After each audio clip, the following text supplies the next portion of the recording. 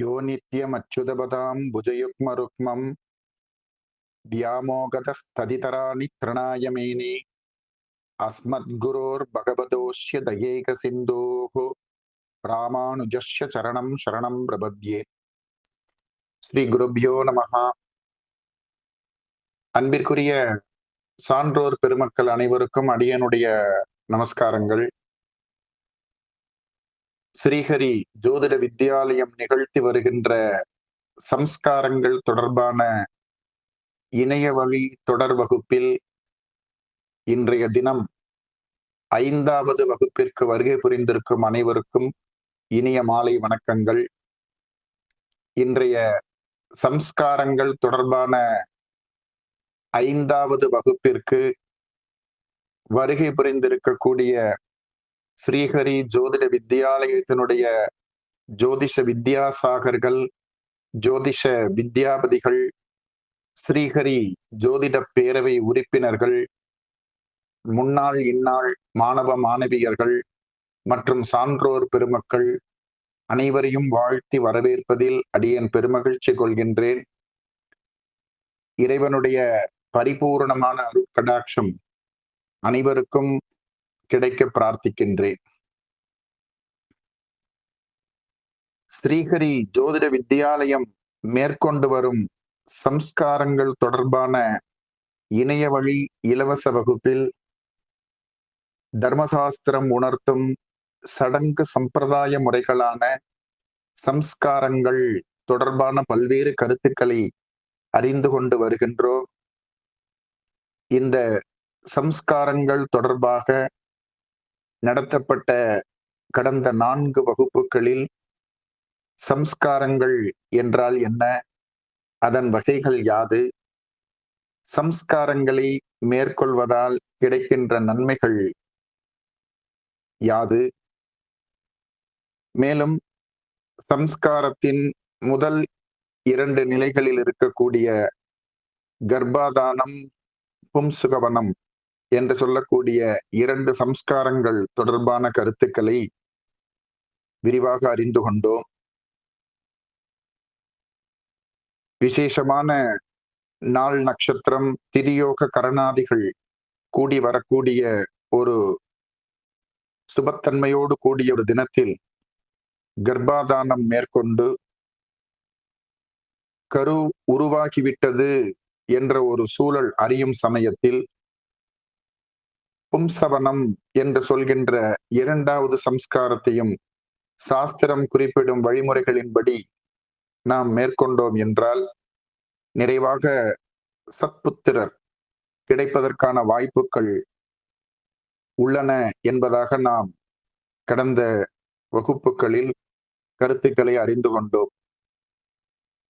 கர்ப்பாதானம் என்பது கர்ப்பதோஷங்கள் நீங்குவதற்கும் கரு உருவாவதற்கும் நல்ல சத்புத்திரர் கிடைப்பதற்கும் மேற்கொள்ள வேண்டிய சம்ஸ்காரம் கர்ப்பாதானம் என்பதாகும். அடுத்த சம்ஸ்காரமான பும்சவனம் என்று சொல்லக்கூடிய சம்ஸ்காரம் ஆண் புத்திரர்கள் வேண்டியே செய்யப்படக்கூடிய சம்ஸ்காரம். தன்னுடைய முன்னோர்களை போன்றே, தன்னை போன்றே தன் சந்ததி விருத்திக்காக ஆண் குழந்தை வேண்டும் என்ற ஒரு பிரார்த்தனையின் அடிப்படையில் செய்யப்படுகின்ற சம்ஸ்காரம் புகும்சவனம் என்கின்ற சம்ஸ்காரம் என்பதாக பார்த்தோம். இந்த கர்ப்பாதானம் மற்றும் பும்சவனம் தொடர்பான சம்ஸ்காரங்களை எப்படி நிகழ்த்துவது, இதனுடைய பயன்கள் யாது, இதனால் யாருக்கெல்லாம் என்ன பயன், இதனை நிகழ்த்துவதற்கான வழிமுறைகளை குருமார்கள் எப்படி உபதேசித்திருக்கிறார்கள் என்கின்ற வழிமுறைகளில் எல்லாம் நாம் விரிவான கருத்துக்களை கடந்த வகுப்புகளின் வாயிலாக அறிந்து கொண்டோம். அந்த வரிசையில் 3வது சம்ஸ்காரமாக சொல்லப்படுகின்ற சீமந்தம் தொடர்பான விஷயங்களை நாம் இன்றைய வகுப்பில் அறிந்து கொள்ள இருக்கின்றோம். பொதுவாகவே சீமந்தம் என்று சொல்லும் பொழுதே வளைகாப்பு சீமந்தம் என்ற ஒரு புரிதல் மக்கள் மத்தியில் இருக்கிறது. வளைகாப்பு சீமந்தம் என்கின்ற ஒரு சடங்கு, இதையே புரிந்து கொண்டிருக்கக்கூடிய பொதுமக்கள் அநேகம் பேர். ஆனால் சாஸ்திரம் குறிப்பிடுகின்ற சீமந்தம் என்பதற்கும் வளைகாப்பு என்பதற்கும் வேறுபாடுகள் உள்ளன என்பதை முதலில் புரிந்து கொள்ளுங்கள்.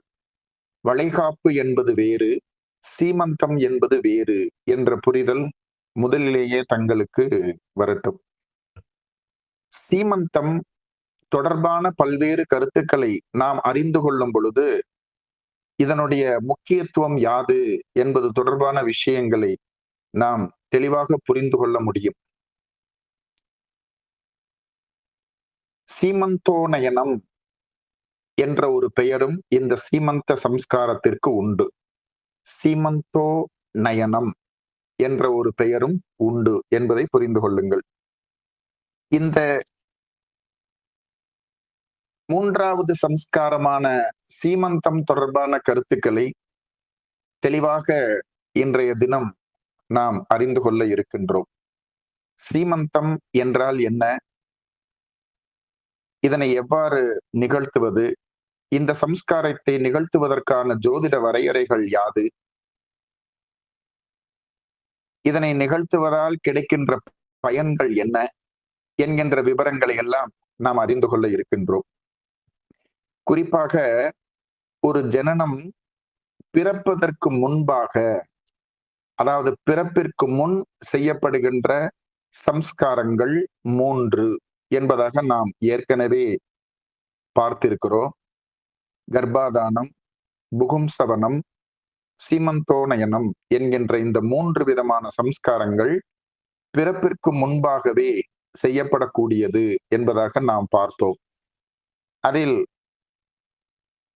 கர்ப்பாதானம், புகும்சவனம் என்கின்ற 2 சம்ஸ்காரங்களை தெளிவாக அறிந்து கொண்டு தற்போது 3வது சம்ஸ்காரமான இந்த சீமந்தம் தொடர்பான கருத்துக்களை அறிந்து கொள்ள இருக்கின்றோம். சீமந்தம் என்பது தொடர்பாக அறிந்து கொள்வதற்கு முன்பாக சில விஷயங்களை நன்கு புரிந்து கொண்டு சீமந்தம் தொடர்பான கருத்துக்களை நாம் அறிந்து கொண்டோம் என்றால் சீமந்த சம்ஸ்காரத்தை பற்றி தெளிவான புரிதல் ஏற்படுவதற்கான வாய்ப்புகள் உண்டு. இதையும் தர்மசாஸ்திரம் தான் வலியுறுத்துகிறது. அதாவது இந்திரியங்கள் தொடர்பான கருத்துக்களை நாம் அறிந்து கொண்டு அதிலிருந்து சீமந்தம் நிகழ்த்தக்கூடிய வழிமுறைகளையும் நாம் அறிந்து கொள்ளும் பொழுது இந்த சீமந்த சம்ஸ்காரத்தை பற்றி தெளிவான புரிதல் ஏற்படுவதற்கான வாய்ப்புகள் உண்டு. ஆகவே நாம் இந்திரியங்கள் பற்றி முதலில் அறிந்து கொள்வோம். இந்திரியங்கள் என்றால் புலன்கள் என்பதாக பொருள். இந்திரியங்கள் ஞானேந்திரியங்கள், கர்மேந்திரியங்கள் என்று 2 பிரிவுகளாக உள்ளன.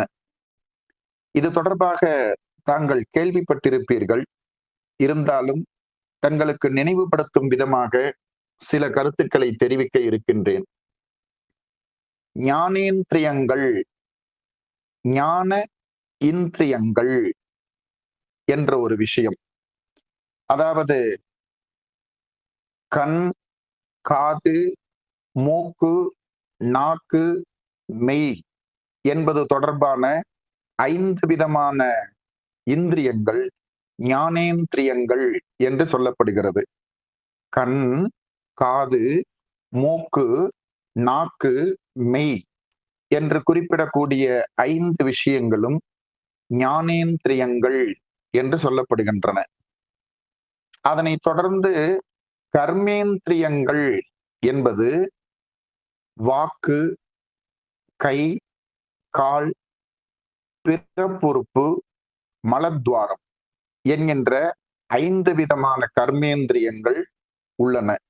வாக்கு, கை, கால், பிறப்புறுப்பு, மலத்வாரம் என்று சொல்லப்படுகின்ற கர்மேந்திரியங்கள் 5 உள்ளன. இந்த ஞானேந்திரியங்கள் என்பதற்கும் கர்மேந்திரியங்கள் என்பதற்கும் சில வேறுபாடுகள் உண்டு. பெரியவர்கள் இதனை ஏன் இரு நிலைகளில் பிரித்து வகைப்படுத்தி இருக்கிறார்கள் என்பதற்கான அர்த்தமும் மிகவும் பிரசித்தியானது. அதாவது கண், காது, மூக்கு, நாக்கு, மெய் என்கின்ற இந்த ஞானேந்திரியங்கள் என்பது உறுப்புகளையும் அதனால் கிடைக்கும் பயன்களையும் உணர்த்துவதாக இருக்கிறது. உறுப்புகளையும் அதனால் கிடைக்கும் பயன்களையும் குறிப்பிடுவையாக இருக்கிறது. கண் பார்ப்பதற்கு பயன்படுகிறது, காது கேட்பதற்கு பயன்படுகிறது, மூக்கு நுகர்வதற்கு பயன்படுகிறது, நாக்கு ருசிப்பதற்கு பயன்படுகிறது, மெய் என்பது தொடுதல், தொடு உணர்ச்சி என்பதாக புரிந்து கொள்ளவும். இவைகள் ஞானேந்திரியங்கள் என்பதாக சொல்லப்படுகிறது. இந்த கண், காது, மூக்கு, நாக்கு, மெய் இவைகளுக்கும் ஒரு ஜீவாத்மாவினுடைய கர்ம வினைக்கும் தொடர்புகள் இருப்பதாக நமது தர்மசாஸ்திரம் குறிப்பிடுகிறது. எண்ணம், சொல், செயல் இவற்றில் முழு விழிப்புணர்வோடு கூடிய ஜீவாத்மா தான் கொண்டு வந்திருக்கக்கூடிய கர்ம வினை பயன்களை அதிகரிக்க செய்வதற்கான சூழல் இல்லை என்பதாக பெரியவர்கள் உணர்த்துகிறார்கள். எண்ணம், சொல், செயல் இந்த மூன்றும் விழிப்புணர்வோடு இருந்து எண்ணத்தால், சொல்லால், செயலால் பிறருக்கு எந்த விதமான தீங்கும் ஏற்படுத்தாத வண்ணம் வாழ்வியல் சூழலை கொண்டவர்களுக்கு கர்மா அதிகரிப்பதற்கான சூழல் இல்லை என்பதாக சொல்லப்படுகிறது. ஆனால் இந்த லௌகீக உலகத்தில் இந்த எண்ணம், சொல், செயல் இவற்றால் முழு விழிப்புணர்வோடு செயல்படக்கூடிய சூழல் என்பது அவ்வளவு சுலபமாக அனைவருக்கும் கிட்டிவிடுவது இல்லை. இந்திரியங்கள் என்று சொல்லப்படுகின்ற இந்த 5 விதமான ஞானேந்திரியங்களை, குறிப்பாக இந்த ஞானேந்திரியங்களை தனது கட்டுக்குள் வைத்திருக்கும் பொழுது எண்ணத்தால், சொல்லால், செயலால் நாம் முழு விழிப்புணர்வோடு செயல்படுவதற்கான ஒரு வாய்ப்பு இருப்பதாகவே அறிய வேண்டும். அது என்ன ஒரு சிறப்பு? இதற்கும் பாவ புண்ணியங்களுக்கும், அதாவது கர்ம பலன்களுக்கும் என்ன தொடர்பு இருக்கும் என்பதாக தாங்கள் யோசிப்பது அடியனுக்கு தெரிகிறது. கண் பார்க்கிறது. ஒரு விஷயத்தை, ஒரு பொருளை கண் பார்க்கிறது என்றால் பார்க்கப்படும் பொருள் தொடர்பான அறிவு மூளைக்கு எடுத்து செல்லப்பட்டு பார்க்கப்படும் பொருள் இன்னது என்கின்ற ஒரு புரிதல் பார்க்கும் நபருக்கு கிடைக்கிறது. பார்வையை கொண்டு அடையக்கூடிய பயன்கள் என்பது பார்த்தல். அதாவது கண் என்ற இந்திரியத்தை கொண்டு கிடைக்கக்கூடிய பயன் பார்வை என்பதாக புரிந்து கொள்ளவும். அதே போன்று கேட்டல். ஏதோ ஒரு சப்தம், ஒரு இசை, ஒரு மந்திர சப்தம், ஒரு ஓசை என்கின்ற நிலைகளில் எல்லாம் சிலவற்றை கேட்கும் பொழுது கேட்பதின் மூலமாக அந்த ஒளி கதிர்கள் நம் காதுகள் வழியாக சென்று ஓசை, இப்படி ஒரு ஒளி எழும்புகிறது என்றால் அது இதுவாக இருக்கும் என்று புரிந்து கொள்ளும் விதமாக காது என்கின்ற ஞானேந்திரியமும் ஜீவாத்மாவிற்கு உதவி புரிகிறது. அதே போன்று நுகர்தலுக்கு மூக்கு பயன்படுகிறது. நல்ல ஒரு நறுமணம் கமழ்கின்ற மல்லிகை பூ இருக்கிறது என வைத்துக் கொள்வோம். கண்களை மூடிக்கொண்டு அந்த மல்லிகை பூவை நுகரும் பொழுதே அந்த வாசனை காரணமாக இது மல்லிகை பூ என்று நம்மால் உணர்ந்து கொள்ள முடியும். ஆகவே நுகர்த்தல் மூலமாகவும் சிலவற்றை அறிந்து கொள்ளக்கூடிய ஒரு அறிவானது இந்த இந்திரியங்கள் மூலமாக ஜீவாத்மாவிற்கு கிடைக்கிறது என்பதை புரிந்து கொள்ளுங்கள். அதே போன்று நாக்கு, ருசித்தல், இவை ஒரு இந்திரியமாக பெரியவர்கள் வகைப்படுத்தி இருக்கிறார்கள். ருசி, இனிப்பு, புளிப்பு, கசப்பு, உவர்ப்பு, துவர்ப்பு என்பதாகவெல்லாம் நாம் அறிகிறோம் அல்லவா? ஒரு குறிப்பிட்டவற்றை நாம் சாப்பிடும் பொழுது, ருசிக்கும் பொழுது இன்னது என்கின்ற ஒரு புரிதல், ருசித்தலின் மூலமாக கிடைக்கக்கூடிய ஒரு அறிவு, ஞானம், ருசிக்கும் வஸ்து எது என்பதை உணர்த்தும் விதமாக இருக்கிறது. அதே போன்று தொடுதல் மூலமாகவும் இந்திரியம் வகைப்படுத்தப்பட்டிருக்கிறது. ஒரு கடுமையான வெயில் தாக்கம் இருக்கிறது என வைத்துக் கொள்வோம். அதனை நமது சரீரத்தில் இருக்கும் தோல் உணரும் பொழுது வெயில் அதிகமாக இருப்பதை நாம் உணர்கிறோம். அப்படியே ஒரு குளிரூட்டப்பட்ட அறைக்குள் செல்கிறோம் என்றால் அங்கு இருக்கக்கூடிய குளிர்ச்சியான உணர்வை தோல் கிரகித்து குழுகுழுவென்ற ஒரு உணர்வு இங்கு இருப்பதையும் உணர்த்தும் விதமாக இந்த மெய் என்கின்ற ஞானேந்திரியம் இருக்கிறது. தொடுதல் என்கின்ற ஞானேந்திரியமாக புரிந்து கொள்ளவும். இந்த ஞானேந்திரியங்கள் ஒரு ஜீவாத்மாவினுடைய முக்தி பயணத்திற்கு தடை செய்யக்கூடிய ஒரு நிலைகளாக இருக்கிறது என்பதாக அடிப்படை நிலை வரையறையாக வரையறுக்கப்பட்டிருக்கிறது. இந்த இந்திரியங்களை கடந்து இந்திரியங்களால் ஏற்படுகின்ற ஆசைகளை துறந்து இந்திரியங்களை கட்டுப்படுத்தி மேம்பட்ட நிலையை நோக்கி பயணிக்க வேண்டும் என்பதே தர்மசாஸ்திரத்தினுடைய இலக்காக இருக்கிறது.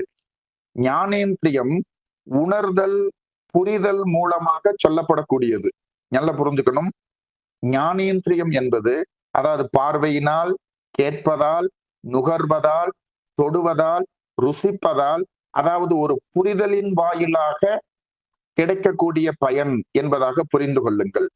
அதே போன்று கர்மேந்திரியம் என்பது பேச்சு, கை கால்கள், பிறப்புறுப்பு, மலத்வாரம் இவைகள் வாயிலாக ஏற்படுகின்ற வினைப்பதிவுகள் என்பதாக சொல்லப்படுகிறது.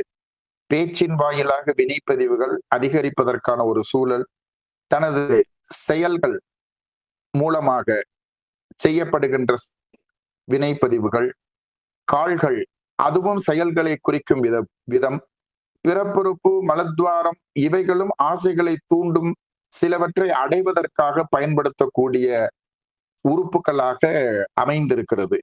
இந்த ஆசைகளை, விருப்பங்களை ஏற்படுத்தக்கூடிய இந்த இந்திரியங்கள் மனிதனின் ஞான நிலை நோக்கிய பயணத்திற்கு இடையூறுகளை செய்யும் விதமாக இருக்கிறது. அதாவது காலை எழுந்தவுடன் காஃபி என்கின்ற ஒரு நிலைப்பாடு, இப்படித்தான் இருக்க வேண்டும் என்று இந்திரியங்களின் அடிமைகளாக, நன்றாக இந்த வார்த்தையை கவனித்துக் கொள்ளுங்கள், இந்திரியங்களின் அடிமைகளாக பாமர ஜனங்கள் என்பது இந்திரியங்கள் தொடர்பான ஞானம் இல்லாமல் இந்திரியங்கள் சொல்லும் பேச்சை கேட்டுக்கொண்டு இந்திரியங்களின் செயல்பாடுகளினாலேயே இயங்கிக் கொண்டிருக்கக்கூடிய நபர்களை சாஸ்திரம் பாமரர்கள் என்று குறிப்பிடுகிறது. ஆகவே இந்திரியங்களின் அடிமைகளாக பல மனிதர்கள் இருக்கிறார்கள். சுவை விரும்பக்கூடியவர்களாகவும், சிலவற்றை பார்த்ததில் இருந்து தன்னை விடுவித்துக் கொள்ள முடியாமல் இருக்கக்கூடியதாகவும், சிலவற்றை கேட்பதிலிருந்து அதில் லயித்து அதிலிருந்து தன்னை விடுவித்துக் கொள்ளாமல் இருப்பதாகவும், சிலவற்றை புசித்ததின் வாயிலாக சிலவற்றை விட முடியாமல் இவை தேவை என்பதற்காக இந்த விஷயங்கள் எல்லாம் ஈடுபடாமல், அதாவது இப்படி இந்திரியங்களுக்கு கட்டுப்பட்டு இந்திரியங்கள் சொல்லும் விஷயத்தில் தன்னை ஈடுபடுத்தி கொண்டு தன் மனதையும் அறிவையும் கட்டுப்படுத்த இயலாமல் இருக்கக்கூடிய மனிதர்களை பாமரர்கள் என்று குறிப்பிடுகிறது சாஸ்திரம். இப்படிப்பட்ட நிலையில் தான் பெரும்பாலான மக்கள் இருக்கிறார்கள். அதாவது இந்த இந்திரியங்களை கட்டுப்படுத்துவது என்பது இயலாத ஒன்று என்ற ஒரு நிலைகளில் எல்லாம் ஒரு புரிதல் பல மனிதர்களுக்கு இருக்கிறது. ஆனால் நமது ரிஷிமார்கள், குருமார்கள், முன்னோர்கள், இந்த பெருமக்கள் பார்த்தீங்கள் என்றால் இந்திரியங்களை கட்டுப்படுத்தி வெற்றி கண்டவர்கள் என்றே குறிப்பிட வேண்டும். இந்திரியங்களை கட்டுப்படுத்தி வெற்றி கண்டவர்கள் என்றே குறிப்பிட வேண்டும். அதாவது கடவுள் இந்த இந்திரியங்கள் வாயிலாக ஒரு ஜீவாத்மாவிற்கு கிடைக்க செய்கின்ற பயன்களில் 10% அளவிற்கு மட்டுமே ஜீவாத்மாக்கள் பெரும்பாலும் பயன்படுத்துகிறார்கள் என்பதாகவும் தர்மசாஸ்திரம் உணர்த்துகிறது. இந்த இந்திரியங்களை கொண்டு, குறிப்பாக ஞானேந்திரியங்களை கொண்டு, கண், காது, மூக்கு, நாக்கு, மெய் என்கின்ற இந்த ஞானேந்திரியங்களை கொண்டு கிடைப்பதற்கரிய விஷயங்களை நம்மால் அறிந்து கொள்ள முடியும் என்பதாக தர்மசாஸ்திரம் உணர்த்துகிறது. அதனை முறையாக பக்குவப்படுத்தி இந்திரியங்களுக்கு பின்னால் நமது மனதை செல்ல விடாமல் நமக்கு பின்னால் இந்திரியங்களை வரச் செய்யும் அளவிற்கு மேம்பட்ட நிலைப்பாட்டை கொண்டிருப்பவர்கள் முழுமையாக ஞானேந்திரியங்களை பயன்படுத்தக்கூடிய நபர்களாக இருக்கிறார்கள். அப்பேற்பட்டவர்களையே ஞானிகள், சித்தர்கள், குருமார்கள், பெரியவர்கள் என்று குறிப்பிடுகிறார்கள். அதாவது பார்க்க முடியாதவற்றையெல்லாம் பார்க்க முடியும், கேட்க முடியாதவற்றையெல்லாம் கேட்க முடியும், ருசிக்க முடியாதவற்றையெல்லாம் ருசிக்க முடியும், நுகர முடியாதவற்றையெல்லாம் நுகர முடியும் என்கின்ற நிலைகளில் எல்லாம் தன்னை பக்குவப்படுத்தி மேம்பட்ட நிலைக்கு தன்னை எடுத்து சென்று இந்திரியங்களை கட்டுப்படுத்தி தன் மனதும் அறிவும் என்ன சொல்கிறதோ அவற்றை இந்திரியங்கள், அதாவது இந்த மனம், நாக்கு, கண், காது இவற்றை நம் அறிவு சொல்லும் விதமாக கேட்கும் நிலைகளில் இருக்கக்கூடிய மனிதர்கள், சத்புருஷர்கள் என்றே குறிப்பிடுகிறார்கள். அப்பேற்பட்ட மகான்கள் இந்த இந்திரியங்களை கட்டுப்படுத்தி தன்னை மேம்பட்ட நிலையில் மிக பெரும் ஞானத்தை பெற்ற பெரியவர்கள் பல நிலைகளில் ஆய்வுகள் செய்து ஆய்ந்தறிந்து அனைத்து ஜீவாத்மாக்களும் பயன்பெறும் வகையில் பல விஷயங்களை நமக்கு கொடுத்து சென்றிருக்கிறார்கள் என்பதை புரிந்து கொள்ள வேண்டும். இந்த நிலைப்பாடு என்பது அவசியம் அறிந்து கொள்ள வேண்டும். இந்திரியங்கள் தொடர்பான சரியான புரிதல் இருந்தால் சீமந்தத்தை நம்மால் நன்கு புரிந்து கொள்ள முடியும். அப்படி என்ன ஒரு சிறப்பு இருக்கிறது என்பதாக தாங்கள் யோசிப்பது அடியனுக்கு புரிகிறது. இந்த இந்திரியங்களை கட்டுப்படுத்தும் ஆற்றல் சீமந்த முகூர்த்தத்திற்கு உண்டு என்று தர்மசாஸ்திரம் குறிப்பிடுகிறது. பாருங்கோ, எவ்வளவு ஒரு ஏற்றம் இந்த சீமந்தத்திற்கு இருக்கிறது என்று. கண், காது, அதாவது கண் என்ன பார்க்கணும் அப்படிங்கிறத நம்ம அறிவு தீர்மானிக்கிறது. கண் பார்க்கறத பூரா ஏத்துக்கக்கூடிய நிலையில இல்லாமல் இருக்கிறது. என்ன கேட்கணுங்கிறத அறிவு சொல்றத காது கேட்க வைப்பது, அறிவு சொல்றதான் நுகர வைப்பது. அப்படி இந்திரியங்களை கட்டுப்படுத்தும் வல்லமை சீமந்த முகூர்த்தத்திற்கு உண்டு என்பதாக பெரியவர்கள் குறிப்பிடுகிறார்கள். அவ்வளவு ஏற்றம் பிரசித்தி கொண்டது இந்த சீமந்த முகூர்த்தம் என்பதை புரிந்து கொள்ளவும். நன்றாக ஒரு விஷயத்தை கவனத்தில் கொள்ளுங்கள். ஒரு ஜீவன் உற்பத்தி ஆகிறது எனும் பொழுது ஒவ்வொரு மாதத்திலும் ஏற்படக்கூடிய வளர்ச்சி என்பது எப்படி இருக்கும் என்பதாகவெல்லாம் நாம் இதற்கு முன்பு பார்த்தோம். அந்த நிலைகளில் அந்த ஜீவன் கர்ப்பவாசத்தில் இருக்கும் பொழுது கிட்டத்தட்ட ஒரு 4வது மாதம் துவங்கியதிலிருந்து அந்த ஜீவன் பிறப்பு நடைபெறும் வரை அந்த ஜீவனுடைய நிலைப்பாடு எப்படி இருக்கும் என்பதை நமது தர்மசாஸ்திரம் குறிப்பிடுகிறது. அதாவது புனர்ஜென்மத்தில் அந்த ஜீவன் படித்த படிப்பு தொடர்பான சிந்தனை இருக்குமாம். புனர்ஜென்மத்தில் அந்த ஜீவன் படித்த படிப்பு தொடர்பான சிந்தனை இருக்குமாம். அதற்கு அடுத்து அந்த ஜீவனுடைய கர்மவினை பதிவுகள், அதாவது நாம் மீண்டும் பிறக்க இருக்கிறோம் என்றால் அனுபவித்து தீர்க்கப்பட வேண்டிய கர்மா இன்னும் இருக்கிறது என்பதை எண்ணி மீண்டும் பிறப்ப இருப்பதை நினைத்து வருத்தம் கொள்ளும் நினைவுகளும் இந்த ஜீவாத்மாவிற்கு ஏற்படும் என்பதாக குறிப்பிடுகிறார்கள். மேலும் புனர்ஜென்ம நினைவுகள், கடந்த ஜென்மத்தில் அது அனுபவித்த அனுபவங்களும் அந்த ஜீவனுக்கு சிந்தனையில் தோன்றி மறைந்து கொண்டு இருக்கும் என்பதாக சொல்லப்படுகிறது. இந்த நினைவுகள் ஏற்படக்கூடிய ஒரு சூழலில் தான் அது என்ன புரிதல் ஏற்படுகிறதோ அதற்கு தகுந்த அசைவுகள் அந்த கர்ப்பவாசத்தில் அந்த சிசுவிற்கு, அந்த குழந்தைக்கு ஏற்படுகிறது என்பதாக சொல்கிறார்கள்.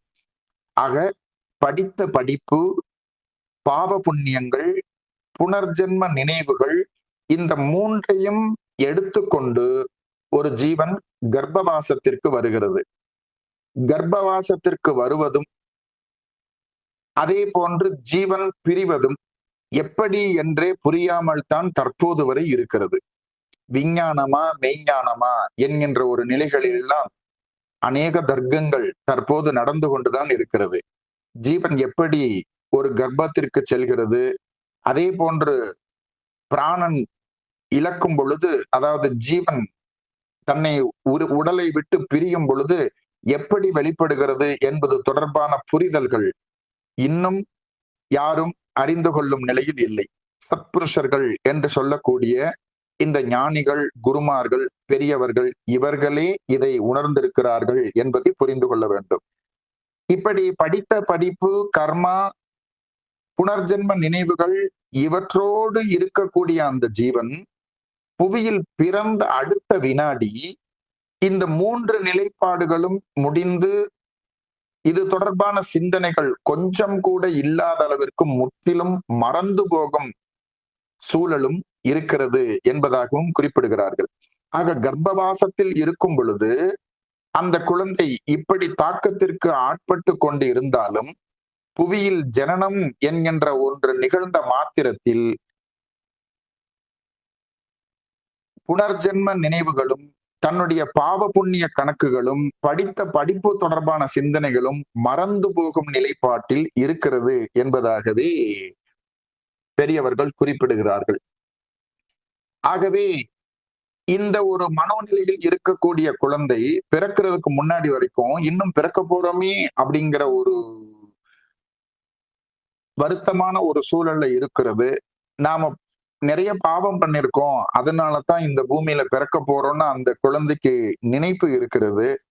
இது தொடர்பான ஒரு நிலைப்பாடு இருக்குது அப்படின்னும் போது அது அதோடைய வாழ்வியல் சூழலை பாதிக்கும் என்பதால் இந்த சிசுவின் எண்ண தாக்கத்தை போக்குவதற்கும் இந்த சீமந்த முகூர்த்தம் பயன்படுவதாக பெரியவர்கள் குறிப்பிடுகிறார்கள்.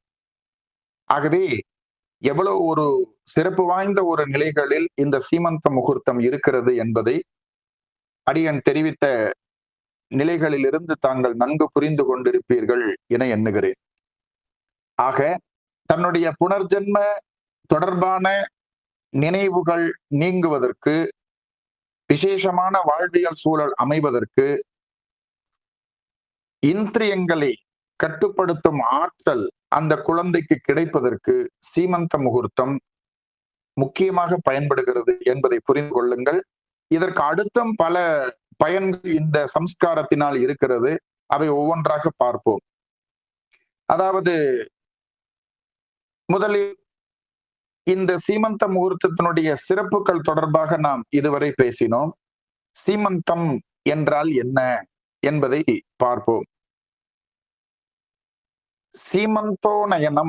சீமந்தோநயனம் என்பதாக இந்த சம்ஸ்காரத்திற்கு பெயரும் இருக்கிறது.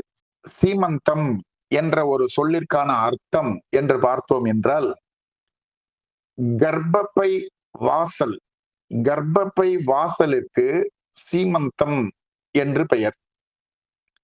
பிரசவ சமயத்தில் குழந்தைகள் வெளிவரும் வாசல் சீமந்தம் என்று அழைக்கப்படுகிறது. இந்த கர்ப்பவாசல் என்பது பெண்கள் தலையில் எடுக்கும் வகுடை போன்று இருக்கும். நல்ல நெற்றியில வகுடு எடுத்து சீவிக்கொள்வார்கள். நெற்றியில வகுடு எடுத்து சீவிக்கொள்வார்கள். அந்த வகுடின் தோற்றம் எப்படி இருக்குமோ அதை போன்று கர்ப்பவாசல் இருக்கும் என்பதாக சொல்லப்படுகிறது. இந்த வகுடிற்கும் சீமந்தத்திற்கும் தொடர்பு இருக்கிறது. இன்னும் சொல்ல போனால், பெண்கள் வாரிக்கொள்ளும் அந்த நெற்றி வகுடிற்கு சீமந்தம் என்ற ஒரு வார்த்தையும் உண்டு. சீமந்தம் என்ற சொல்லிற்கு ரேகை என்பதாகவும் சில அர்த்தங்கள் இருக்கின்றது என்பதை புரிந்து கொள்ளுங்கள். ஆக சீமந்தம் என்பது கர்ப்பவாசலை குறிக்கக்கூடிய ஒரு சொல். பெண்கள் வகுடு எடுத்து சீவிக்கொள்ளும் பொழுது அந்த வகுடை குறிக்கும் சொல்லாகவும் இந்த சீமந்தம் இருக்கிறது என்பதை புரிந்து கொள்ளுங்கள். இதற்கெல்லாம் காரணம் இருக்கிறது. தொடர்ந்து நாம் கருத்துக்களை கேட்கும் பொழுது இது தொடர்பாக உங்களுக்கு சரியான புரிதல் ஏற்பட்டுவிடும். சீமந்தம் எப்போது செய்ய வேண்டும் என்று சொல்லும் பொழுது, கர்ப்பம் தரித்த 4வது மாதத்தில் இந்த சீமந்தம் செய்ய வேண்டும் என்பதாக சொல்லப்படுகிறது. இதற்கு முன்பு நாம் 2வது சம்ஸ்காரம் புகும்சவனம் என்கின்ற சம்ஸ்காரத்தை பார்க்கும் பொழுது, நாம் 3வது அல்லது 4வது மாதத்தில் பூச நட்சத்திரம் குறிப்பாக வரும் சமயத்தில், அல்லது சில குறிப்பிட்ட சுப திதிகள், சுப நட்சத்திரங்கள், சுப லக்னங்கள், லக்ன சுத்தியோடு கூடிய நேரத்தில் புகும்சவன சம்ஸ்காரத்தை மேற்கொள்ள வேண்டும் என்பதாக பார்த்தோம். 3 அல்லது 4வது மாதத்தில் என்பதாக குறிப்பிட்டோம். சீமந்தமும் 4வது மாதத்தில் செய்யப்பட வேண்டிய சம்ஸ்காரம் என்பதாக சொல்லப்படுகிறது. புகும்சவனம் என்கின்ற 2வது சம்ஸ்காரத்தையும் சீமந்தத்தையும் 4வது மாதத்தில் இணைத்து செய்யலாமா என்ற ஒரு கேள்வி வரும் பொழுது, தாராளமாக செய்யலாம் என்று சாஸ்திரம் குறிப்பிடுகிறது. அப்படி செய்யும் பொழுது சீமந்தத்தை முதலாவதாக செய்து அதன் பின்பு புகும்சவனம் செய்ய வேண்டும் என்பதாக சாஸ்திரம் வலியுறுத்துகிறது. நல்லா புரிஞ்சுக்கணும். முதல்ல கர்ப்பாதானம் பார்த்தோம், அதற்கப்புறம் புகும்சவனம் பார்த்தோம், அதற்கப்புறம் இப்போ சீமந்தம் பார்க்கிறோம். புகும்சவனமும் 3வது அல்லது 4வது மாதத்தில் செய்யப்படுகின்ற சம்ஸ்காரம்னு பார்த்தோம். சீமந்தமும் 4வது மாதத்தில் செய்யப்படுகின்ற சம்ஸ்காரம் என்று பார்க்கிறோம். ஆக 3வது மாதத்தில் புகும்சவனத்திற்கு முகூர்த்தம் அமையவில்லை எனும் பட்சத்தில் நாம் 4வது மாதத்திற்கு வரும் பொழுது சீமந்தத்தையும் புகும்சவனத்தையும் ஒன்றாக இணைத்து செய்யலாம். அப்படி செய்யும் பொழுது சீமந்த முகூர்த்தம் முதலில் செய்துவிட்டு அதன் பின்பு புகும்சவன முகூர்த்தம் செய்ய வேண்டும் என்பதாக சாஸ்திரம் குறிப்பிடுகிறது என்பதை புரிந்து கொள்ளுங்கள். ஒருவேளை இந்த 3வது மாதத்தில் புகும்சவனம் செய்வதற்கு முகூர்த்தம் கிடைத்து அதனை நிறைவாக செய்துவிட்டோம். ஆனால் 4வது மாதத்தில் சரியான முகூர்த்தம் அமையவில்லை எனும் பொழுது இந்த சீமந்தத்தை எப்பொழுது செய்யலாம் என்ற ஒரு கேள்வி வரும் சமயத்தில் அதற்கும் பதில் தெரிவிக்கிறார்கள். அதாவது 6வது மாதத்தில் அல்லது 8வது மாதத்தில் இந்த சீமந்தத்தை நிகழ்த்தலாம் என்று குறிப்பிடுகிறார்கள். 4வது மாசம் செய்யணும், முடியல அப்படின்னா 6வது மாதம் அல்லது 8வது மாதம், இந்த மாதங்களில் இந்த சீமந்தத்தை செய்ய வேண்டும் என்று பெரியவர்கள் குறிப்பிடுகிறார்கள். இந்த 6வது 8வது இந்த மாதங்களில் நிகழ்த்தலாம் என்றிருந்த போதிலும் 4வது மாதம் நிகழ்த்தும் இந்த சீமந்தமே நிறைவான பலனை கொடுக்கக்கூடியது என்பதை புரிந்து கொள்ளுங்கள். அதாவது 100% பலன் கொடுக்கக்கூடியது 4வது மாதம் செய்யக்கூடிய சீமந்த முகூர்த்தம். 6வது மாதம் 90% பலன்களை கொடுக்கக்கூடியது. 8வது மாதம் 60% பலன்களை கொடுக்கக்கூடியது என்பதாக புரிந்து கொள்ளுங்கள். புரிதலுக்காக அடியன் இவ்வாறு குறிப்பிடுகிறேன். ஆனால் 4வது மாதத்தில் இந்த சீமந்தத்தை செய்வது என்பது உத்தமம் என்பதை புரிந்து கொள்ளுங்கள். இந்த சீமந்தம் செய்வதால் என்ன பயன்கள் கிடைக்கப் போகிறது என்பதை பார்க்கலாம். இதற்கு முன்பு நான் அறிமுகத்தில் தெரிவிக்கும் பொழுது இந்திரியங்கள் கட்டுப்படுத்துவதற்கும் தன்னுடைய புனர்ஜென்ம நினைவுகள் அற்று மகிழ்ச்சிகரமான சந்தோஷமான நிலையில் இப்புவியில் அந்த ஜீவன் பிறந்து அனுபவங்களை எதிர்கொள்வதற்கும் இந்த சீமந்த முகூர்த்தம் நிறைவாக பயன்படுகிறது என்பதாக நாம் பார்த்தோம். அதோடு மாத்திரமல்ல, இன்னும் பல பயன்கள் இந்த சீமந்த முகூர்த்தத்திற்கு உண்டு என்பதாக தெரிவித்தேன். அவற்றை தற்போது பார்ப்போம். அதாவது, வயிற்றில் வளரும் கருவானது எந்தவித இடையூறுமின்றி நல்லபடியாக வளர்ந்து சுகப்பிரசவமாக, நன்றாக புரிந்து கொள்ளுங்கள், சுகப்பிரசவமாக பிறப்பதற்கு இந்த சீமந்த முகூர்த்தம் பேருதவி புரிகிறது. சீமந்த முகூர்த்தம் நல்ல சாஸ்திரம் குறிப்பிடும் வழிமுறைகளில் மேற்கொண்டோம் என்றால் சுகப்பிரசவம் நடைபெறுவதற்கான வாய்ப்புகள் உள்ளன என்பதாக சொல்லப்படுகிறது. ஆக இதற்கும் சுகப்பிரசவம் நடைபெறுவதற்கும் சீமந்தம் அவசியம் என்பதை புரிந்து கொள்ளுங்கள். அடுத்து, கர்ப்பதோஷத்திலிருந்து குழந்தையை பாதுகாத்து, கர்ப்பதோஷங்கள், ஆணிற்கு பெண்ணிற்கு கர்ப்பதோஷங்கள் உண்டு என்று நாம் புகும்சபனம் பேசும் பொழுது குறிப்பிட்டேன். அந்த கர்ப்பதோஷங்களில் இருந்து குழந்தையை பாதுகாத்து குழந்தையின் வளர்ச்சி மற்றும் புத்தி கூர்மை இவை சிறப்பாக அமைந்து குழந்தை நல்லபடியாக பிரசவிப்பதற்கு இந்த சீமந்த முகூர்த்தம் காரணமாக அமைகிறது என்பதை புரிந்து கொள்ளுங்கள். மேலும் நம்மை சுற்றியுள்ள தீய சக்திகள் எந்தவித தீங்கும் குழந்தைக்கு நேராமல் இருப்பதற்கும், எந்த விதமான தீய சக்திகள் குழந்தைக்கும் தாய்க்கும் எந்த விதமான பாதிப்பையும் ஏற்படுத்தாமல் இருப்பதற்கு இந்த சீமந்த முகூர்த்தம் பயன்படுகிறது. நல்லா புரிஞ்சுக்கணும்.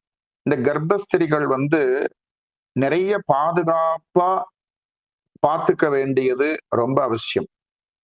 குறிப்பா பார்த்தீங்க அப்படின்னா, இந்த துஷ்டாத்மா அப்படின்னு சொல்லக்கூடிய ஆத்மாக்கள் கர்ப்பஸ்திரிகளை நிறைய டிஸ்டர்ப் பண்ணும். ரொம்ப பெரியவங்க ரொம்ப கண்ணும் கருத்துமா அந்த கர்ப்பஸ்திரிகளை பாதுகாப்பாங்க. அதை அடியன் நிறைய குறிப்பிடணும்னு அவசியம் இல்லை, நீங்க நல்லா புரிஞ்சுப்பீங்க. காரணம் என்னன்னு கேட்டா, தீய சக்திகள் நிறைய டிஸ்டர்ப் பண்றதுக்கான வாய்ப்பு இருக்கு. அந்த தீய சக்திகளிடம் இருந்து அந்த கர்ப்பஸ்திரியையும் வயிற்றில் இருக்கும் குழந்தையையும் பாதுகாக்கும் விதமாக இந்த சீமந்தம் பயன்படுகிறது என்பதை புரிந்து கொள்ளுங்கள். மேலும் குறிப்பாக தாயின் உடல் நலத்திற்கு எந்த விதமான தீங்கும் நேராமல், உடல் நலத்திற்கு எந்த விதமான தீங்கும் நேராமல் குழந்தை சுகமாக பிரசவிப்பதற்கு இந்த சீமந்தம் ரொம்ப முக்கியம் அப்படிங்கிறது புரிஞ்சுக்கணும். ஆகவே சீமந்தத்தினுடைய பயன்கள் யாது அப்படிங்கிற விவரம் தங்களுக்கு புரிஞ்சிருக்கும் அப்படின்னு நினைக்கிறேன். அடுத்து, இந்த சீமந்தம் செய்வதற்கான ஜோதிட வரையறைகள் என்ன என்பதை பார்க்கலாம். சீமந்த சம்ஸ்காரத்தை நிகழ்த்துவதற்கான ஜோதிட வரையறைகள் அப்படி சொல்லும் பொழுது, இதற்கான நட்சத்திரங்கள் என்று சொல்லும் பொழுது ரோகிணி, மிருகசீரிஷம், புனர்பூஷம், பூசம், உத்திரம், அஸ்தம், உத்ராடம், திருவோணம், உத்திரட்டாதி, ரேவதி ஆகிய நட்சத்திரங்கள் உத்தமம் என்று குறிப்பிடுகிறது. ரோகிணி, மிருகசீரிஷம், புனர்பூஷம், பூசம், உத்திரம், அஸ்தம், உத்ராடம், திருவோணம், உத்திரட்டாதி, ரேவதி ஆகிய நட்சத்திரங்கள் உத்தமமான நட்சத்திரங்களாக வரையறை செய்யப்பட்டிருக்கிறது. சித்திரை, சுவாதி, அனுஷம் ஆகிய 3 நட்சத்திரங்கள் மத்தியமமான நட்சத்திரங்களாக வரையறை செய்யப்பட்டிருக்கிறது என்பதை புரிந்து கொள்ளுங்கள். அதற்கு அடுத்தபடியாக திதிகள் என்று பார்க்கும் பொழுது வளர்பிறையில், நல்லா புரிஞ்சுக்கணும், வளர்பிறையில் துவிதியை, திருதியை, பஞ்சமி, சப்தமி, ஏகாதசி, திரையோதசி ஆகிய திதிகள் உத்தமம் என்பதாக சொல்லப்படுகிறது. துவிதியை, திருதியை, பஞ்சமி, சப்தமி, ஏகாதசி, திரையோதசி ஆகிய திதிகள் உத்தமம் என்பதாக சொல்லப்படுகிறது. லக்னம் என்று சொல்லும் பொழுது சிம்மம் மற்றும் விருச்சிகம் இந்த 2 லக்னங்களை விடுத்து, நல்லா கவனிச்சுக்கோங்க, இந்த 2 லக்னங்களை விடுத்து ஏனைய லக்னங்கள் உத்தமம் என்பதாக சொல்லப்படுகிறது. மேஷம், ரிஷபம், மிதுனம், கடகம், கன்னி, துலாம், தனுஷு, மகரம், கும்பம், மீனம் ஆகிய லக்னங்கள் இந்த சீமந்த முகூர்த்தம் நிகழ்த்துவதற்கு ஏற்ற லக்னங்கள் என்பதாக சொல்லப்படுகிறது. 8 மற்றும் 9ஆம் இடம் சுத்தமாக இருக்கும் லக்னம் சிறப்புடையது. 8ஆம் இடமும் 9ஆம் இடமும் சுத்தமா இருக்கணும், அல்லது சுபர்களுடைய தொடர்பு இருக்கணும். அப்படி இருக்கும் லக்னங்கள் ஏற்றது என்பதாக சொல்லப்படுகிறது. பகல் 12 மணிக்குள்ளாக இந்த சம்ஸ்காரத்தை பூர்த்தி செய்ய வேண்டும் என்பதாக சொல்லப்படுகிறது. 12 மணிக்குள்ள பூர்த்தி பண்ணணும். சாயங்கால நேரமா இந்த சீமந்தங்கள் அப்படி செய்யறதுங்கிறது அது சாஸ்திரத்திற்கு விரோதமானது. அதனால பிரயோஜனம் இல்லை அப்படிங்கிறத புரிஞ்சுக்கணும். எப்பொழுதுமே அந்த பிரம்ம முகூர்த்தம் சொல்லக்கூடிய அந்த காலத்திற்கு உசிதமான உத்தமமான காலம், அதனை தொடர்ந்து வரக்கூடிய அந்த காலை 6 மணி முதல் மத்தியானம் 12 மணி வரை இருக்கக்கூடிய காலம் தேவர்களுக்கு ஏற்றமான ஒரு காலம் அப்படின்னு சொல்லப்பட்டிருக்கு. அதனாலதான் ஏகதேச சுபகாரியங்கள் நிகழ்வுகள் அத்தனையும் இந்த காலை பொழுதுல, குறிப்பா அந்த 12 மணிக்கு முன்பாக செய்யக்கூடியதுல ரொம்ப கவனமா பெரியவங்க இருந்திருக்காங்க அப்படிங்கிறத புரிஞ்சுக்கணும்.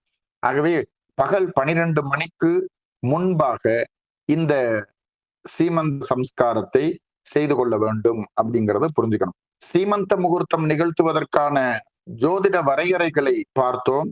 அதன் பின்பு சீமந்த சம்ஸ்காரம் நிகழ்த்துவதற்கு தேவையான வஸ்துக்கள், அதாவது தேவையான பொருட்கள் என்ன என்பது தொடர்பாக பார்ப்போம். குறிப்பாக ஒரு வைதிகரை அழைத்து நாம் சீமந்த முகூர்த்தம் மேற்கொள்ளும் பொழுது பூஜைக்கு தேவையான வஸ்துக்கள் அப்படிங்கிற, அதாவது பூஜைக்கான திரவியங்கள் என்பது வேறு. அது இயல்பாகவே இருக்கக்கூடிய ஒன்று. அது தொடர்பாக தெரிவிக்க வேண்டிய அவசியம் இல்லை. ஆனால் இந்த சம்ஸ்காரத்திற்காகவே சில முக்கியத்துவம் வாய்ந்த வஸ்துக்களை பெரியவர்கள் குறிப்பிடுகிறார்கள். அந்த வஸ்துக்கள் தொடர்பாக நாம் அறிந்து கொள்ள வேண்டியது அவசியமாகிறது என்பதை புரிந்து கொள்ளுங்கள். காரணம் இருக்கிறது. இப்ப கவனிச்சுக்கோங்க, நான் பின்னாடி 1 by 1 சொல்றேன். இந்த சம்ஸ்காரத்தை செய்வதற்கு, அதாவது சீமந்த சம்ஸ்காரத்தை செய்வதற்கு தேவைப்படக்கூடிய முக்கியமான வஸ்து அப்படின்னு 4 விதமான வஸ்துக்களை குறிப்பிடுகிறார்கள். 4 விதமான வஸ்துக்கள். 1, முள்ளம்பன்றி முள். முள்ளம்பன்றியுடைய முள் அவசியம் வேணும் அப்படின்னு சொல்லப்பட்டிருக்கு. இது தெரியும், முள்ளம்பன்றியுடைய ரோமம் தான் அது. முள்ளம்பன்றி முள் அப்படின்னா என்ன அப்படிங்கிறத நீங்க புரிஞ்சுப்பீங்கன்னு நினைக்கிறேன். அதனை தொடர்ந்து பேயத்தி செடி என்கின்ற ஒரு செடி வேணும். பேயத்தி செடி. இந்த பேயத்தி செடி என்பது பாழடைந்த மண்டபங்கள், கட்டிடங்கள் இதுலதான் வளர்ந்து இருக்கும். பேயத்தி செடி கேள்விப்பட்டிருப்பீங்கன்னு நினைக்கிறேன். நான் இந்த வகுப்பின் நிறைவாக இதற்கான ஒரு புகைப்படத்தை நான் குரூப்ல போடுறேன், நீங்க அதை பார்த்து தெரிஞ்சுக்கலாம். பேயத்தி செடி அப்படின்ற ஒரு செடி, அது 2வதா வேணும் அப்படின்னு சொல்றது. 3வது தர்ப்ப புஞ்சீலம். தர்ப்ப புஞ்சீலம் என்று சொல்லக்கூடிய 3வது வஸ்து வேணும்னு சொல்லுது. தர்ப்ப புஞ்சீலம்னா இப்ப தர்பை புல் அப்படிங்கிறது நம்ம கேள்விப்பட்டிருப்போம். நம்ம ஹோமங்கள், யஜ்ஞங்கள் இவற்றை நிகழ்த்தும் பொழுது கையில மோதிரமா போட்டுக்கிறது, காலுக்கு அடியில தர்பாசனமா போட்டுக்கிறது, இதெல்லாம் நம்ம தர்ப்ப புல் பயன்படுத்துறத நீங்க பார்த்திருப்பீங்க. தர்ப்ப புஞ்சீலம் என்பது அடியிலிருந்து, வேர்ல இருந்து வரக்கூடிய தர்ப்ப புல். நம்ம இயல்பா பூஜைகளுக்கு பயன்படுத்தக்கூடிய தர்ப்ப புல் என்பது அந்த நுனி தர்பையா இருக்கும். நுனி தர்பையா இருக்கக்கூடிய வஸ்து. ஆனால் இங்க தர்ப்ப புஞ்சீலம் என்றால் வேரிலிருந்து இருக்கக்கூடிய தர்பை. அது வேரிலிருந்து ஒரு கட்டை மாதிரி வரும், அதுல இருந்து அந்த தர்பைகள் பிரியும். அந்த கட்டையோடு கூடியதா இருக்கக்கூடிய வஸ்து தர்ப்ப புஞ்சீலம் அப்படின்னு அதற்கு ஒரு பேர் இருக்கு. அது அவசியம் அப்படின்னு சொல்லப்படுறது. அதற்கு அடுத்து பாத்தீங்கன்னா நெல் நாற்று, நாற்றாங்கால் அப்படின்னு நம்ம குறிப்பிடுவோம் இல்லையா? நெல் நாற்று, சிறிய அளவில் முளைவிட்டிருக்கக்கூடிய நெல் நாற்று, இவையும் இந்த சீமந்த முகூர்த்தத்திற்கு தேவை என்பதாக பெரியவர்கள் குறிப்பிடுகிறார்கள். முள்ளம்பன்றி முள், பேயத்தீ செடி, தர்ப்ப புஞ்சீலம், நெல் நாற்று என்கின்ற 4 முக்கியமான வஸ்துக்கள் இந்த சீமந்த முகூர்த்தத்திற்கு தேவை என்பதாக சொல்லப்படுகிறது.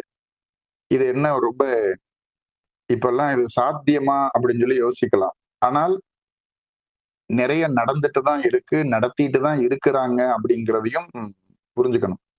இந்த வஸ்துக்களை நாமளே சேகரிக்கிறது அப்படிங்கிறது ரொம்ப உத்தமம் அப்படின்னு சொல்லப்படுது. இதெல்லாம் வச்சு எப்படி இந்த சீமந்த சம்ஸ்காரத்தை செய்யறாங்க அப்படிங்கிற ஒரு விஷயத்தையும் நாம அடுத்த நிலையில பார்க்கலாம். அதாவது சீமந்த சம்ஸ்காரத்தை செய்யக்கூடிய வழிமுறைகள் அப்படிங்கிறத பார்ப்போம். நாம இந்த புகும்சவன சம்ஸ்காரத்தை பற்றி பேசும் பொழுது மந்திரங்கள் என்ற ஒன்றை பொறுத்த மட்டிலும் புகும்சவனத்திற்கும் சீமந்தத்திற்கும் பெரிய வேறுபாடுகள் இல்லை. கிட்டத்தட்ட புகும்சவனத்தில் சொல்லப்படுகின்ற பெரும்பாலான மந்திரங்களே இந்த சீமந்தத்திற்கும் பயன்படுகிறது அப்படிங்கிறத அப்பவே குறிப்பிட்டேன். திரும்ப ஒரு தடவை நான் ஞாபகப்படுத்திக்கிறேன். ஆகவே இந்த சீமந்தத்திற்கும் புகும்சவனத்திற்கும் கிட்டத்தட்ட ஒரே மாதிரியான மந்திர ஜபங்கள் நிகழ்த்துகிறார்கள் அப்படிங்கிறத புரிஞ்சுக்கணும். அதுக்கும் கலசங்கள் உண்டு, ஹோமங்கள் உண்டு, அதற்கான மந்திரங்கள் உண்டு. இந்த குழந்தையை உருவாக்குவதிலிருந்து அந்த குழந்தையை பிரசவிக்க செய்கின்ற வரைக்கும் ஒரு தேவதை இருப்பதாக சாஸ்திரம் உணர்த்துகிறது. அந்த தேவதையை குறித்து செய்யப்படுகின்ற யஜ்ஞாதிகள், ஜபங்கள் இவை ரொம்ப முக்கியம் அப்படின்னு சொல்லப்படுறது. இந்த சீமந்த முகூர்த்தத்துலதான் அந்த கர்ப்பஸ்திரியோட கணவர் அந்த தேவதையை கூப்பிடுறார். நீ வா, என்னுடைய பாரியால் இந்த மாதிரி கர்ப்பமாகி இருக்காங்க, அவங்களை முழுவதும் பாதுகாத்து அவர்கள் வயிற்றில் இருக்கும் குழந்தையும் பாதுகாத்து நிறைவான முழுமையான அறிவில் சிறந்த நல்ல புத்திரராக அனுக்கிரகித்து புவியில் ஜனிக்கும் வரை தாங்கள் அனுக்கிரகிக்க வேண்டும் என்று பிரார்த்தித்து செய்யப்படுகின்ற சடங்கு சம்பிரதாயங்கள் இந்த சீமந்தத்தில் மேற்கொள்ளப்படுகிறது அப்படிங்கிறத புரிஞ்சுக்கணும். எப்படி நம்ம புகும்சவனத்துல அந்த ஆழம் மொட்டு அதுல பால்ல கலந்து கன்னியா குழந்தைய தட்ட வச்சு வலது மூக்குல பிழிவாங்க அப்படிங்கிறத நாம குறிப்பிட்டோம் இல்லையா? அதே மாதிரி இங்கேயும் இந்த ஜபங்கள்லாம் பூர்த்தியான பின்பு கிழக்கு நோக்கி பெண்ணை அமர்த்தி, நல்லா புரிஞ்சுக்கணும், கிழக்கு நோக்கி பெண்ணை அமர்த்தி அந்த பெண்ணோட கையில நாம முதல்ல குறிப்பிட்டோம் இல்லையா? அந்த 4 வஸ்துக்கள், அதாவது பேயத்தீ செடி, தர்ப்ப புஞ்சீலம், நெல் நாற்று, இந்த 3 வஸ்துக்களை மட்டும் அந்த பெண்ணினுடைய கையில் கொடுத்து அந்த முள்ளம்பன்றி முள் இதை வச்சு அப்படியே அந்த பெண்ணுடைய நாபியில இருந்து தொப்புள்ள இருந்து அப்படியே மேல் நோக்கி ஒரு கோடு மாதிரி, கோடுன்னா நீங்க ஆழமா போடுவாங்கன்னு புரிஞ்சுக்க கூடாது, சும்மா லைட்டா அந்த மேல் நோக்கி அப்படியே கழுத்து, அப்படியே நாடி, அப்படியே மூக்கு, அப்படியே புருவ மத்தி இப்படியே வெளியா கொண்டு அந்த புருவம் இருக்கு, அத வகுடு எடுத்திருப்பாங்க இல்லையா பெண்கள் வகுடு, அந்த வகுடில் அந்த முள்ளம்பன்றி முள் வச்சு அப்படியே மந்திரம் சொல்லிட்டே செய்வாங்க. அந்த வகுடின் வழியாக அந்த முள்ளை கொண்டு அப்படியே கொஞ்சமா அந்த உச்சந்தலையில கொஞ்சமா அழுத்தி அப்படியே பின்னாடி போட்டுட்டு கையில் வச்சிருக்கக்கூடிய அந்த பேயத்தீ செடி, தர்ப்ப புஞ்சீலம், நெல் நாற்று இவற்றையும் அப்படியே பின்புறமாக போட சொல்லி இந்த சீமந்த முகூர்த்தம் செய்வார்கள் என்பதை புரிந்து கொள்ளுங்கள். இதுல அந்த தேவதை அந்த பெண்ணை அனுக்கிரகித்து பெண்ணையும் காத்து சிசுவையும் காத்து சுகப்பிரசவம் ஏற்படுவதற்கு அனுக்கிரகிக்கும் விதமாக மந்திரங்கள் ஜபிக்கப்படுகிறது. இந்த பேயத்தீ செடி அப்படிங்கிறது பாத்தீங்கன்னா துஷ்டாத்மாக்களிலிருந்து அந்த பெண்ணை காப்பதற்கு செய்யப்படக்கூடிய வஸ்து அப்படிங்கறத அதை புரிஞ்சுக்கணும். அதை கையில வச்சு பின்னாடி தூக்கி போடும்போது அதை நோக்கி ஓடுமா, அதனால இந்த கெட்ட ஆத்மாக்கள், தீய சக்திகள் இவற்றிலிருந்து விடுவித்துக் கொள்வதற்கு அந்த பேயத்தீ செடி பயன்படுவதாக குறிப்பிடுகிறார்கள். அந்த நெல் நாற்றும் தர்ப்ப புஞ்சீலமும், தர்ப்ப புஞ்சீலம் அறிவுபூர்வமான ஒரு குழந்தை ஜனிப்பதற்கும், நெல் நாற்று குழந்தையின் வளர்ச்சியை குறிக்கும் விதமாகவும் இருப்பதாக இந்த சடங்கு செய்யப்படுகிறது அப்படிங்கிறத புரிஞ்சுக்கணும். இந்த நாபியில இருந்து அந்த முள்ளம்பன்றி முள்ள வச்சு அப்படியே நேர மேல இழுத்துட்டு போய் அப்படியே அந்த வகுடு வழியா போடுறதுங்கிறது கர்ப்பவாசலை எளிமைப்படுத்தி சரியான நேரத்தில் கர்ப்பவாசல் திறந்து குழந்தை சுகப்பிரசவமாக பிறப்பதற்கு இந்த சீமந்தம் உதவி புரிகிறது அப்படிங்கிறத புரிஞ்சுக்கணும். இந்த மாதிரி அந்த முள்ளம்பன்றி முள் வைத்து அந்த வகுடுல அப்படியே வகுடுல சிராய்க்கும் போது அது நீங்க ஆழமா சிராய்ப்பாங்க அப்படிங்கறதெல்லாம் புரிஞ்சுக்க வேண்டாம். அந்த அளவுக்கு ஆழமா சிராய்க்க மாட்டாங்க. அப்படி ஒரு ஒரு பாவனை தான். பாவனைன்னா டச் பண்ணணும், உடம்ப டச் பண்ணிட்டு இருக்கணும், பெருசாவும் ஆழமாவும் பண்ணிடக்கூடாது. அந்த மாதிரி சில நிகழ்வுகளை செய்து அந்த வகுடின் வழியாக செய்யும் போது அந்த கர்ப்பவாசல், பெண்கள் வகுடு எடுத்து சீவக்கூடிய அந்த வகுடிற்கும் பெண்ணினுடைய கர்ப்பவாசலுக்கும் தொடர்பு இருப்பதாக சாஸ்திரம் குறிப்பிடுகிறது. நல்லா புரிஞ்சுக்கணும். கர்ப்பவாசல் எப்படி இருக்கோ அப்படிதான் அந்த வகுடும் இருக்குமா, அந்த அளவிற்கு சாஸ்திரம் குறிப்பிடுகிறது. அப்ப அந்த வகுடுல செய்யப்படுறது கிட்டத்தட்ட கர்ப்பவாசல்லையே செய்யற மாதிரி, அந்த மாதிரி குறிப்பிடுகிறார்கள். ஆக இது கர்ப்பவாசல் எளிமையாக்கி பிரசவம் ரொம்ப சுலபமா நிகழ்றதற்கு இந்த சீமந்த முகூர்த்தம் பயன்படுகிறது அப்படிங்கறத புரிஞ்சுக்கணும். இதுல இந்த வகுடு எடுத்து சீவுறதுல அவ்வளவு விஷயங்கள் இருப்பது அப்படிங்கிறதையும் இந்த நேரத்தில் நான் குறிப்பிட விரும்புறேன். நிறைய தற்போது ஒரு ஓரமா வகுடு எடுத்து சீவுறது அல்லது வகுடே எடுத்துக்காம சீவுறது, அதுவும் இப்படி கோணல் மாணலா வகுடு எடுத்து சீவுறது, இப்படி எல்லாம் சில வரையறைகள் இருக்கு. அந்த ஸ்திரீகளுக்கு பூரா பிரசவம் கஷ்டமானதா இருக்கும் அப்படின்னு சாஸ்திரம் குறிப்பிடுறது. இந்த மாதிரி இருக்கக்கூடிய வகுடு எடுத்து சீவக்கூடிய அந்த பெண்கள் பிரசவ காலத்தில் அதிக வேதனைகளை சந்திப்பதற்கான சூழல் இருக்கிறது என்பதாக சாஸ்திரம் குறிப்பிடுகிறது. நல்ல உச்சின் தலையில வகுடு எடுத்து சீவும் பொழுது அங்கு அவங்க கர்ப்பப்பை, இந்த மாதவிடாய் பிரச்சனை, அந்த அடிவயிறு தொடர்பாக இருக்கக்கூடிய அத்துணை பிரச்சனைகளும் ஏற்படாத வண்ணம் இந்த பிரபஞ்சம் காக்கும் ஆற்றல் அந்த நெற்றியில் எடுக்கப்படும் வகுடிற்கு, தலையில் எடுக்கப்படும் வகுடிற்கு இருக்கிறது என்பதாக தர்மசாஸ்திரம் குறிப்பிடுகிறது. இன்னொரு ஒரு விஷயம் பாருங்கோ, சூரியனுடைய கதிர்வீச்சு அந்த வகுடில் அதிகம் உள்வாங்கக்கூடிய ஒரு ஸ்திரீ இந்த கர்ப்பம் அடைகிறதுக்கும், அதாவது கர்ப்பத்தை ஏற்றுக்கொள்வதற்கும், அதை ரொம்ப ஈஸியா அந்த சிசுவை வளர்ச்சி அடைய செய்யறதுக்கும், ரொம்ப எளிமையா அந்த பிரசவம் ஏற்படுவதற்கும் அந்த உச்சந்தலையில விழக்கூடிய ஒளிக்கதிர், சூரிய ஒளிக்கதிர்கள் காரணமாக இருக்கு அப்படின்னு சொல்லி குறிப்பிடுறாங்க பெரியவங்க. அந்த உச்சந்தலையில சூரிய ஒளி அதிகமாக விழ வேண்டும் என்பதற்காகவே பெண்களுக்கு அந்த உச்சந்தலையில வகுடு எடுத்து சீவக்கூடிய ஒரு நிலைப்பாட்டை நமது முன்னோர்கள் வகுத்திருக்கிறார்கள் என்பதையும் இதிலிருந்து நாம் புரிந்து கொள்ளலாம் அப்படிங்கறத புரிஞ்சுக்கணும்.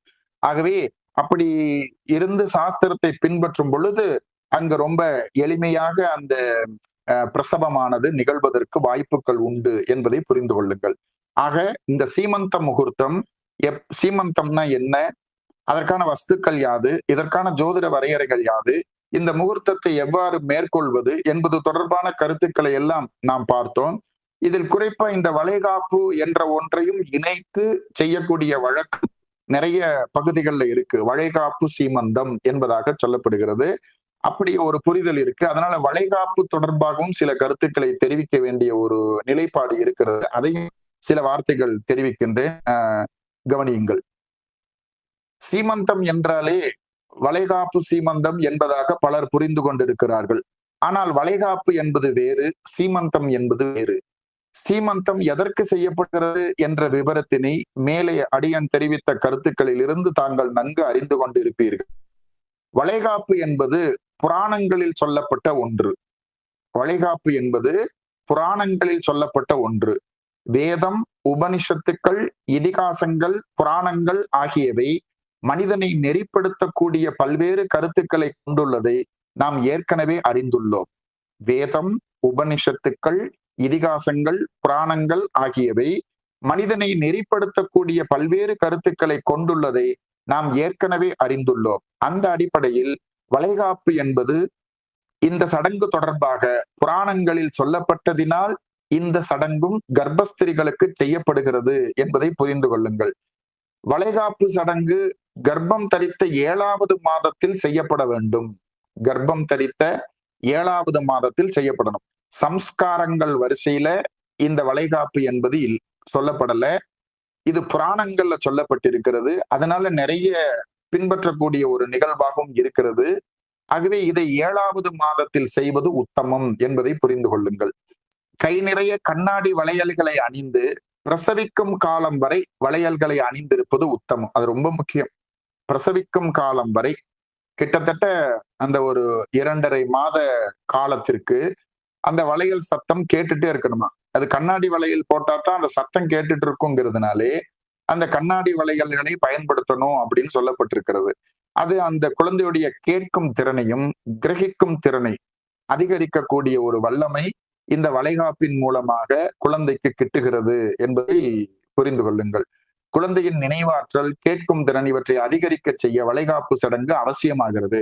புராணங்களில் இது சொல்லப்பட்டிருந்தாலும் சம்ஸ்காரங்களில் வளைகாப்பு குறிப்பிடவில்லை என்பதை புரிந்து கொள்ளுங்கள். வளைகாப்பு பொறுத்த மட்டிலும் பார்த்தீங்க அப்படின்னா, அந்த முகூர்த்தம் நடக்கும் போது வளையல்களை நிறைய போட்டுட்டு அதுக்கப்புறம் அந்த வளையல்களை பயன்படுத்தாமல் இருக்கக்கூடிய சூழலும் இருக்கிறது. அவ்வாறு இருக்கிறதுனாலே அந்த வளைகாப்பு நடத்தினதுக்கு பயனில்லாமல் போகிறது. அது தொடர்ந்து அந்த வளையல் சப்தம் அந்த குழந்தைக்கு கேட்கும் விதமாக இருக்க வேண்டும் என்பதற்காகவே இதனை குறிப்பிடுகிறார்கள். அப்படிங்க கொஞ்சம் சிரமம்தான். பல்வேறு பணியில இருக்கும், அதெல்லாம் வரிசையா போட்டுட்டு அந்த பணிகள்லாம் பார்க்கிறதில் பல சிரமங்கள் இருக்கிறது. அப்படின்னாலும் அந்த காலத்திலே குறிப்பாக தன்னுடைய சந்ததி விருத்திக்காக பெண்ணை திருமணம் செய்து கிட்டத்தட்ட ஒரு தேவியின் சொரூபமாகவே அவர்களை பாவித்து அத்துணை விஷயங்களும் நிறைவாக கவனித்து கொண்ட முன்னோர்கள் நமது முன்னோர்கள்.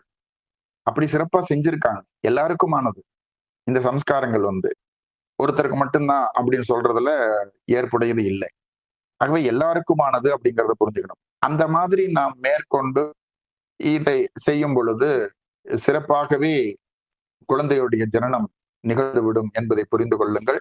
ஆக ஜனனத்திற்கு முன்பு செய்யப்படுகின்ற சம்ஸ்காரங்கள் 3: கர்ப்பாதானம், பும்சவனம், சீமந்தம். இதோடு வளைகாப்பு என்ற ஒன்று புராணங்களில் சொல்லப்பட்டதினால் அதையும் இணைத்துக் கொள்ளுங்கள். ஆகவே சம்ஸ்காரங்களில் சொல்லப்பட்ட இந்த 3 சம்ஸ்காரங்கள் மட்டும் ஜனனத்திற்கு முன்பாக செய்யப்படக்கூடியது என்பதை புரிந்து கொள்ளுங்கள். ஒரு முக்கியத்துவப்பட்டு கருத்துக்களை சொல்லி நான் இன்றைய நிகழ்ச்சியை பூர்த்தி செய்கிறேன். அதாவது 4வதா நாம பார்க்க இருக்கக்கூடிய சம்ஸ்காரம் ஜாதகர்மா என்கின்ற சம்ஸ்காரம். இந்த சீமந்தம் அப்படிங்கிற ஒரு சம்ஸ்காரத்தை செய்தாதான் அந்த ஜாதகர்மா அப்படிங்கிற ஒரு சம்ஸ்காரத்தையே செய்ய முடியும் அப்படின்னு சொல்றாங்க. ஆகவே இந்த சீமந்த முகூர்த்தத்தை நிகழ்த்தினால்தான் ஜாதகர்மா என்கின்ற சம்ஸ்காரத்தையே செய்ய முடியும் என்பதாக சொல்லப்படுகிறது. அந்த ஜாதகர்மாவுடைய சிறப்புகள் என்ன, அதோடைய மகத்துவங்கள் என்ன, அதாவது குழந்தை ஜனனமான பின்பு செய்யக்கூடக்கூடிய சம்ஸ்காரங்களில் முதல் சம்ஸ்காரமாக இந்த ஜாதகர்மா அமைந்திருக்கிறது. அது தொடர்பான கருத்துக்களை நாம் அடுத்த வகுப்பில் பார்க்க இருக்கின்றோம். தற்போது இந்த சீமந்தத்தை பற்றி நன்கு நீங்கள் புரிந்து கொண்டிருப்பீர்கள் என நம்புகிறேன். நல்ல சத்புத்திரர்கள் வேண்டுமென்றால் மேற்குறிப்பிட்ட வழிமுறைகளின்படி சம்ஸ்காரங்களை மேற்கொள்ளத்தான் வேண்டும். நமது முன்னோர்கள் இப்படித்தான் சம்ஸ்காரங்களை மேற்கொண்டு நல்ல புத்திரர்களை இந்த சமூகத்திற்கு கொடுத்தார்கள். தற்போது சம்ஸ்காரங்களை முறையாக செய்து கொள்ளாததால் அதர்மமான சூழல் சமூகத்தில் அதிகம் நிகழ்கிறது.